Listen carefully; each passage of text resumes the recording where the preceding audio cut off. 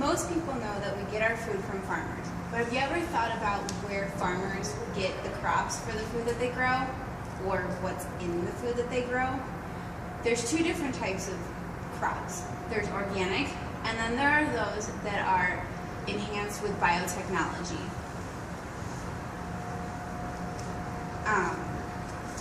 Crossfield has wrote in 2012 in the book Genetically Engineered Foods that Monsanto company maintains 87% of the land that is dedicated towards genetically enhanced crops. There's been a lot of talk in the news about protests against Monsanto. So today I want to look into who Monsanto is, what biotechnology, or as you can also refer to it as genetically engineered foods or genetically modified organisms are, and then delve into why people are protesting against Monsanto. Monsanto company writes on their website that they are a company that works directly with farmers to realize the vision of sustainable agriculture. Monsanto sells products to farmers such as agricultural and vegetable seeds, plant biotechnology, and crop protection chemicals. So what is biotechnology? Well, biotechnology is when you infuse living organisms into a crop to improve its qualities. One example of quality that can be improved is the crop's ability to protect itself. They protect themselves from insects and weeds, as well as stress that can be caused by nature. 70% of grocery store shelves are actually made using plants that contain this biotechnology. A Gazette written on May 26th in an article entitled "Millions Protest Against Monsanto" wrote that this biotechnology helps the plant to protect itself against herbicides and pesticides, increase the yields of the crops.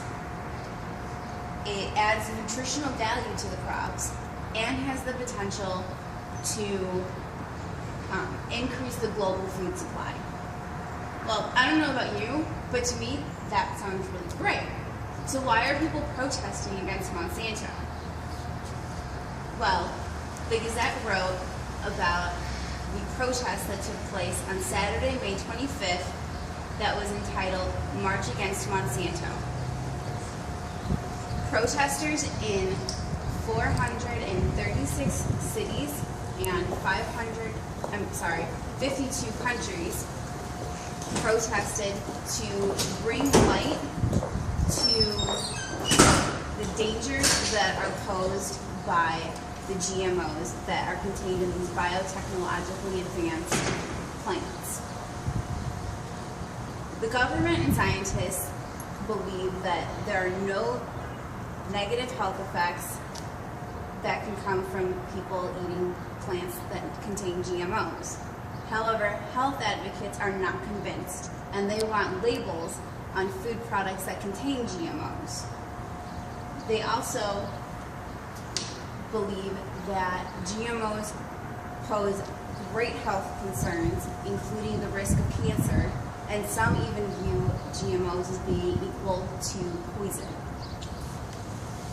Warwick wrote in the Phoenix Star in the article titled "Monsanto Focus of Protest" that Saskatoon is focusing their protests on basically just getting awareness towards Monsanto and GMOs. They're aware of the possible benefits of GMOs, but they are concerned with the health risks and want further awareness and studies to be done on these health concerns. Over in Hawaii on Waikiki, over 1,000 protesters are against Monsanto for a similar reason. Naomi Carmona was quoted by Michael Sau in the article Protest Against Monsanto as having regarded their island as having among the most endangered species in the world, and yet Monsanto was permitted to release 5,000 airborne experimental GMOs. If the protesters are correct about the health concerns, that could be very dangerous for this endangered species. Alan Takamoto, who is a chairman in Waikiki, believes that much of the fear that is associated with GMOs is spanned from misinformation, and he actually does not believe that the majority of people on the island are in agreement with the protesters. Last week, it was discovered that there were genetically engineered wheat crops growing unknowingly in Oregon. This was a hard hit for Monsanto because wheat is directly consumed by people, whereas crops such as corn and soybeans are mostly consumed through processed foods. Klein wrote in a Forbes article entitled Monsanto's Genetically Engineered Wheat Scrutiny is No Surprise that advocates believe that Monsanto is viewing this as an opportunistic moment. However, Monsanto said that they are working directly with the USDA and the U.S. wheat industry to find out and learn more about how this wheat came to be in Oregon. So, in summary, today we learned a little bit about Monsanto, who they are, and what they're doing for farmers. We've also touched upon what biotechnology and genetically engineered foods are. And lastly, we looked at why protesters are so upset about these genetically engineered foods. I hope I was able to enlighten your lives a little bit. Thank you very much for listening. Yay.